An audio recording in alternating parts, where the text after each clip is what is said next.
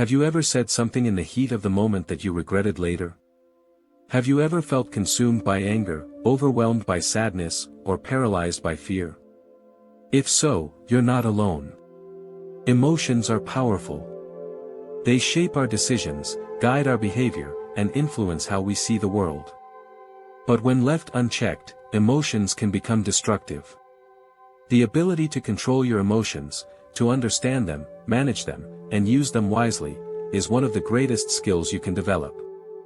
And in this video, we're going to take a deep dive into how you can do exactly that. Let's begin with a truth that many overlook: you are not your emotions. Your emotions are a part of you, but they do not define you. Emotions are responses, signals from your body and mind trying to communicate something important.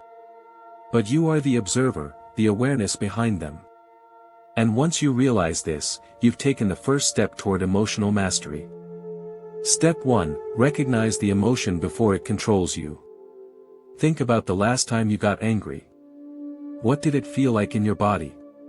Tight fists? A racing heart? Shallow breaths? One of the most important things you can do is become familiar with how emotions show up in your body. When you become aware of the physical sensations of emotion, you catch it earlier, before it becomes overwhelming. Pause. Breathe. Name the emotion. I'm feeling angry. I'm feeling anxious. I'm feeling jealous. This act of naming the emotion brings it into your conscious awareness. And consciousness is the key to control. Step 2: understand the source. Ask yourself, why am I feeling this way? Sometimes, our emotional reactions are not actually about the present moment. They're echoes from the past. Maybe someone criticized you, and it reminded you of feeling judged as a child. Or maybe you felt ignored, and it triggered a sense of abandonment you thought you had buried. Understanding the roots of your emotions gives you power over them. The more you know yourself, the more you can shift from reacting to responding. Step 3: don't fight the emotion, feel it fully. This might sound strange, but hear me out. Controlling your emotions doesn't mean suppressing them. In fact, suppression often makes things worse. What you resist persists. The goal is not to block the emotion, but to feel it fully without letting it dictate your actions. Sit with the emotion. Observe it. Ask, what is this emotion trying to teach me? Anger often points to injustice or a violated boundary.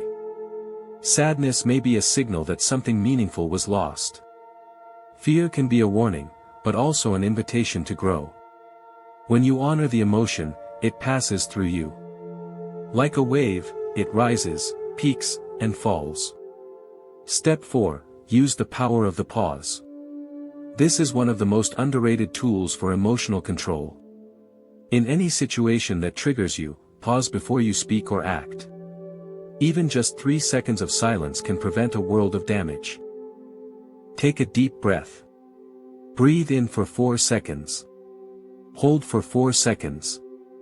Breathe out for 6 seconds. This small act interrupts the emotional loop. It gives your rational brain time to come back online and re-engage. Step 5: shift your perspective.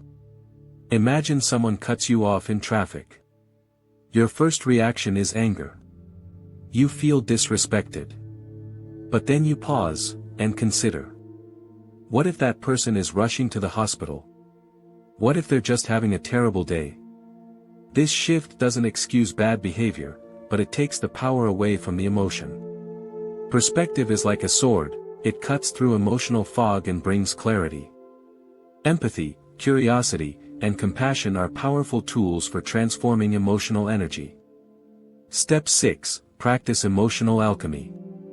Emotional alchemy is the ability to transform one emotion into another. Can you turn fear into courage? Can you turn frustration into motivation? Can you turn pain into purpose?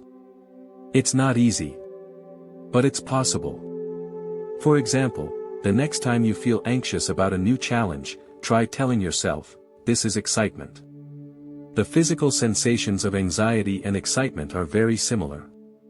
The only difference is your interpretation. Language is powerful.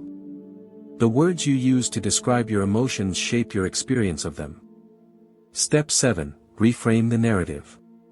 Emotions are often tied to the stories we tell ourselves. This always happens to me. I'm not good enough. They did this to hurt me. But what if you changed the story? What if instead of saying, I failed, you said, I learned something important?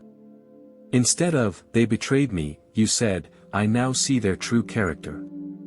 Reframing doesn't mean lying to yourself. It means choosing a narrative that empowers rather than imprisons. Step 8. Build emotional resilience. Controlling your emotions is not about being cold or robotic. It's about becoming resilient. Life will always throw challenges your way. People will disappoint you. Situations will frustrate you. But emotional resilience means you can bend without breaking. You develop this resilience through daily mindfulness or meditation, journaling your thoughts and emotions, physical exercise to release emotional tension, quality sleep and nutrition to regulate your brain chemistry, surrounding yourself with emotionally mature people. Resilience is a muscle. The more you use it, the stronger it becomes. Step 9. Let go of control to gain control. Here's the paradox. Sometimes, the best way to control your emotions is to stop trying to control everything. Let go of the illusion that you can control people, outcomes, or the future. You can't. But you can control your response. You can choose who you become in the face of difficulty. Accept the present moment. Stop resisting what is. When you embrace what's happening, your emotions stop fighting reality, and peace follows. Step 10. Align your emotions with your values. What kind of person do you want to be? When you're tempted to yell, ask yourself, does this align with my values? When you're tempted to retreat in fear, ask, what would the best version of me do right now?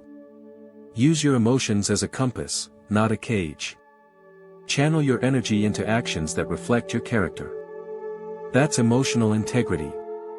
Final thoughts. Controlling your emotions doesn't mean being emotionless. It means being wise.